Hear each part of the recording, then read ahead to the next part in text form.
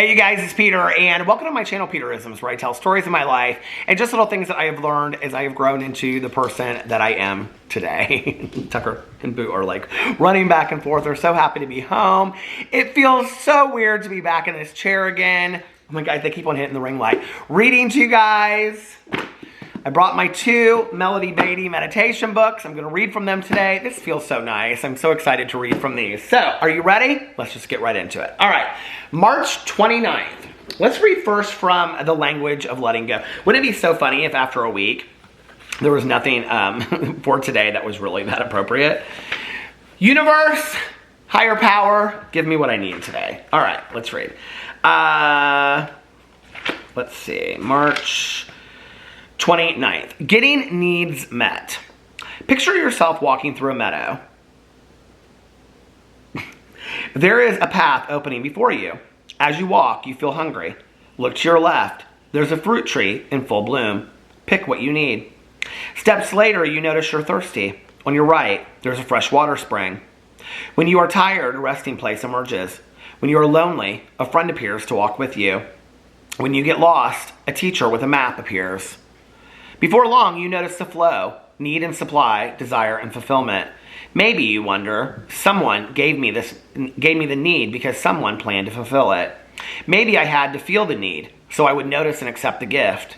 Maybe closing my eyes to the desire closes my arms to its fulfillment. Demand and supply, desire and fulfillment, a continuous cycle unless we break it. All the necessary supplies have already been planned and provided for this journey. Today, everything I need shall be supplied to me. I love this meditation. I think, and I'm just going to tell you, I go with my heart, like when I'm reading these, what I'm thinking of in that moment, It's interesting because I believe in this world, I used to think there are two kinds of people, givers and takers. I think there are givers, and I think there are takers, and I think there are people that are a little bit in between. I'm hoping in my life to be a little bit more in between because hell, I'd like to live a balanced life. I don't know if I do. I don't think I do a very good job of living a balanced life. But as far as, being somebody that's a giver or a taker in this world, from people in my life, I'd like to be the person that has the ability to take from people when they're willing to give it to me. And I am hoping that I can be the person that can give to people when they need. And, I think in this world, if you ask yourself, what are you? I mean, you don't have to tell people like I'm a giver or I'm a taker or I'm somewhere in between. To be somewhere in between, I think, is to truly exist in a world of serenity and peace, right? Where in each moment that you happen upon, you basically suit up and show up for each moment of your life. Like, that's a hard thing to do if you really think about it. I've talked a lot on here about suiting up and showing up for weddings or funerals or when a family member or a friend needs you. But to literally meet every moment in your life, to suit up and show up for whatever is asked of you in that moment, that's a really hard thing to do. I'm not there yet. I wish I was, but I'm not. And my own selfishness, my own selfish needs comes in the way sometimes. My best friend, Tanya, who I've talked a lot about on this channel, she is definitely a giver. To so many people in her life. And she is just always, I don't even think she realizes how many people she does things for or how much she impacts people in her life. Now, I do not like, the act of altruism is doing selfless things for other people just because you're a good person and you don't sing your praises. So I'm not sharing this, and this was not my idea, it was her son's idea. I'm only sharing this to show you that I think some people need to be shown what an amazing person they are. Tanya recently had a birthday, and her son reached out to me, and he was like, I want to write this letter for my mom, and I want her to, I want to include some of these things and some of these things, and like catchphrases of my mom. It was just such a cool idea. Tanya is somebody that, the things that she wants in her life, she goes and gets. And so, and she doesn't want for a lot either, she's not somebody that, she just is a cool person, she just has so much gratitude and just all of the wonderful small things in life.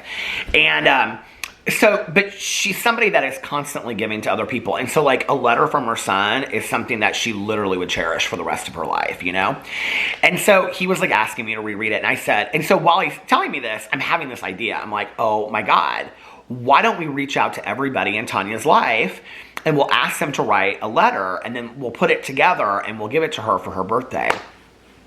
So he was like, okay, that's a great idea. And I was like, listen, I don't want to steal your thunder. I don't want to, so like, let's do this together. Like, if you don't think it's a good idea, I just want you to be the one to give her the letter. You just give her the letter, and then we don't have to do the rest of it. And he was like, no, my mom would love that, whatever.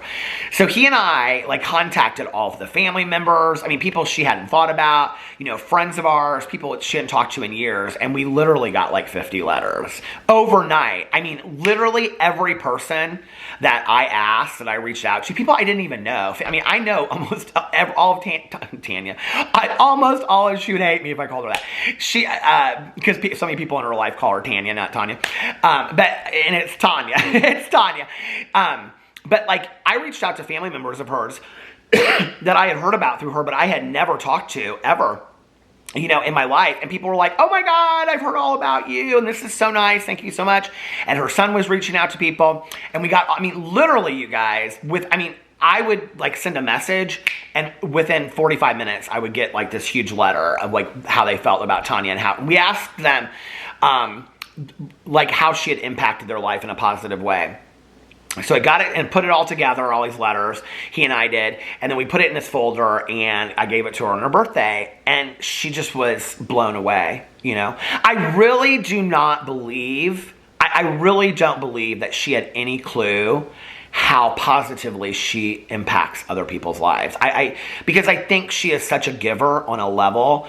Now, I think there are a lot of martyrs out there. I think there are a lot of people that are such givers, and then they'll tell you, like, I'm such a giver, like, oh my God, I'm constantly doing this and this and this and this, right? And that's not a bad thing. I think people that do that, it's because they need, we think that when we say they're attention seeking or they need attention, that's a bad thing. No, it means that they have a deficit in it, that they're not getting it from somewhere else, right? So just a little quick note on that. If you're somebody that finds yourself being a martyr, like somewhat saying, like, oh, I do this, I drive my kids here, I take care of my mom, I do this, and you're constantly telling people that, maybe instead of doing that, what you should do is say to the people in your life that mean the most, could you give me some attention? Like, I really need it. Like, I really am not feeling super loved in this moment, and just asking for what you need. It is so much easier in this world to ask for what we need than to just, suggest it or bait for it, it's just so much easier to say, God, I just wish you'd give me some attention, And, so anyway, Tanya is not that person, though. She is somebody that just, like, does things for people because I shared this story. I've shared it a million times on here, and it's just one of my favorite stories. Tanya and her husband have another couple that they were close friends with for, like, 30 years. Like, their best couple friend, kind of like Melissa and Jason are for us. And her friends, and the husband passed away. He was very, very sick, and he had brain cancer. And so one day, Tanya went over there, and I had been complaining left and right about my day and all this crap that I had to deal with that was so trivial, it was nothing, right? And we were driving around getting a fountain pop, and I had called her like 3 times that day, and she had taken my calls too. This was years ago, but 10 years ago, I think. She had like taken my calls and whatever, and listened to me complain about my trivial stuff during that day. So that night I said, well, what did you do today? And she was like, well, I went over to so-and-so and so-and-so's house, and, I got them some movies from the Red Box, and then I made them dinner so that they could enjoy a, romantic dinner together and watch these movies. It brings tears to my eyes even thinking about this. And she said, and I just sat there and cleaned their house, that they would have a nice clean house, so they didn't have to worry about any of that stuff. And I was like, how do you get to that point? Like, how do you get to that point of being so selfless? And this is where emotional sobriety really comes into play. And Tanya said, it's what I was taught to do. Like, in sobriety, that's what I was taught to do, to get out of myself and be of service to others. And it was in that moment that I started realizing that there is so much that comes along with this gift of sobriety that we have to constantly learn. That's why I say, that like for me, life is like the school that you never graduate from. You're constantly learning, you're constantly growing. From the last, if you graduate one lesson, there's another lesson waiting for you, and if you don't get it, lessons are repeated until they are learned. And that's the person that I aim to be today. And no, I'm not that person on a daily basis, but I hope to be sometime, And Tanya is that person. She is a person that is so giving, and she never asks for anything in return. But I think, and this is the conversation that I have with her sometimes. I'm like, Tanya, you have to allow people to give to you as well. You have to be somebody that will take when people give to you. And she's really like become that, where now if people want to do nice things for her, she lets them do it, but that was hard for her for a long time, and she just is. Tanya is like that person. I was talking to my sponsor about this today, that I'm such a believer, and we both are such believers, and that people come in our lives for a reason, seasons, or a lifetime. And Tanya, I am so thankful, is a lifetime person to me. She's somebody that teaches me what it's like to live this life with grace, what it's like to live this life with amazing grace. She literally is the epitome of that, and she's an angel here on earth. And I'm not just saying that because she's my friend, because to be quite honest with you, I have a lot of friends of mine that are not angels here on earth. I don't claim to be an angel here on earth, but she is. And she is somebody that is a gift into everybody's life that she comes across. And I think that we have to continue to have role models as we grow, and I want that. I want to be that person. And that's just one of 100 stories that I could tell you, one of 1,000 stories that I could tell you of just selfless acts of things that she has done, So anyway, I think it's about both, and I think it's about being open to what life presents for us that day. All right, let's read the next meditation, because since I haven't been here for a week, I will read from both books. The next meditation, Journey to the Heart by Melody Beattie. What is it, March 29th? I can't believe it's almost April. It seems crazy, doesn't it? This weekend is Easter. Oh, this is a good one. Okay, March 29th, move gently into forgiveness. This is a quote. I never knew how much I blamed and hated myself. I never knew how much shame and self-contempt I picked up from situations I've been through until I really forgave myself and felt how that feels, one woman said to me. Loving yourself, forgiving yourself, accepting yourself, all of these feel different from judging yourself.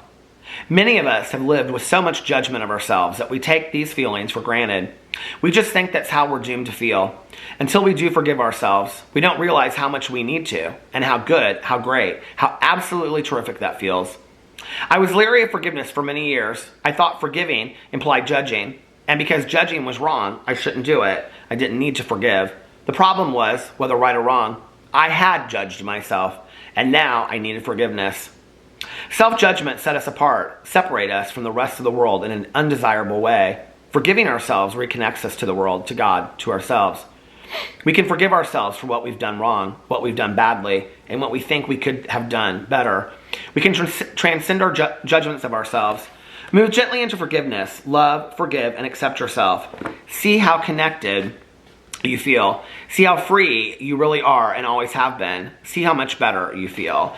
Yeah, forgiveness is such a hard thing, and I think, we often don't talk about forgiveness of ourselves, because then I think it does seem like martyrdom, or it does seem like self-pity, like, well, I need to forgive myself, well, okay.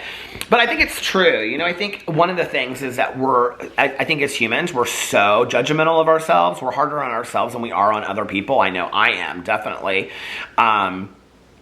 I think it's that tape that runs in your head of you're not good enough, you'll never be good enough, if you were only better, and it's like this drive for perfection that we'll never have. And, it was interesting because I was having a conversation with some people recently about this idea of perfection, this idea of driving for perfection. And one of the people that I was talking with was like, yeah, I just think that's kind of crap when people are like, oh, I'm a perfectionist, I try to be perfect, right? It's kind of like all eyes on me, because to say I'm a perfectionist implies that you have the ability or the opportunity to one day be perfect, which there is no such thing, right? Like, we're constantly growing and evolving and changing into better, different people, hopefully growing on a daily basis. So the idea that you're a perfectionist is kind of crap. And I've said that at times in my life. Oh, I'm a perfectionist, Well, then does that mean that I'm driving for perfection, or am I driving to be taught? Am I driving to learn and continue to grow, I think forgiveness, like I often say with the Oprah quote, I just talked about this in my drama video today, is like the Oprah, I love the quote that she has, that forgiveness is accepting that what happened in the past happened. Not that you can change it, or that it was okay, but that it happened. And now what are you going to do about it so you're not held hostage to it? And I think when you think about that with things in your own life, it's like, why do I continue to rake myself over the coals about these things that I can't change? They happened, they are what it is what it is. It happened. I'm not proud of it. It is what it is. And how do I grow from that as a person? How do I become better from this? And it's about, I think, taking accountability and looking at it and, working with people. Like, I take that stuff to my sponsor and I say, like, hey, listen, like, what do I do with this? And she'll say, well, why are you holding on to it? What's it doing for you? Is it serving some selfish purpose? Because often in life, the things that we won't let go of, like, they're serving selfish purposes for us in a way that maybe we don't even realize, right? I don't know.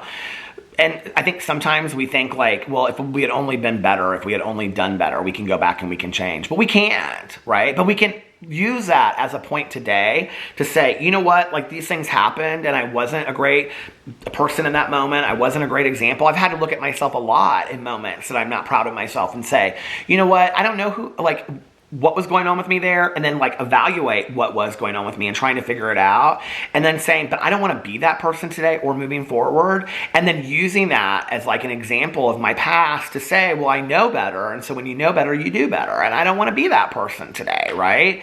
And it doesn't mean that you're going to get it every single time. It means that sometimes you need to be reminded of that. Sometimes you need to store that and bring that lesson out and say, well, see, I learned it down there. I learned it down there, so I don't need to learn it again.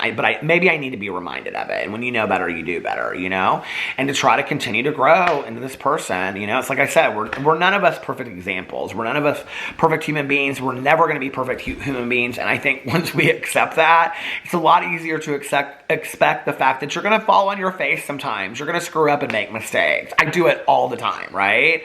And I pick up the phone and I call my sponsor or I tell my friend or my husband, and it's like they just kind of laugh. Like, okay, you expect too much of yourself. And that I think is where forgiveness comes into play too, is that do you expect too much from yourself? Do you expect yourself to be a much better version of yourself than is even possible, Because really sometimes all we have is growth and the lessons. And then it's the question, like my sponsor says, and she's taught me, this is an opportunity for change. This is an opportunity for growth. Are you going to take it? And sometimes I do. And sometimes I'm resistant. And usually with encouragement from her, I do down the road. But it's hard sometimes. It's hard, Sometimes you're like, God, not today. I don't want to learn this lesson today. So anyway. All right. Well, I hope you guys are having an amazing day. Those were 2 good meditations. And I love you. And I will see you tomorrow. Bye.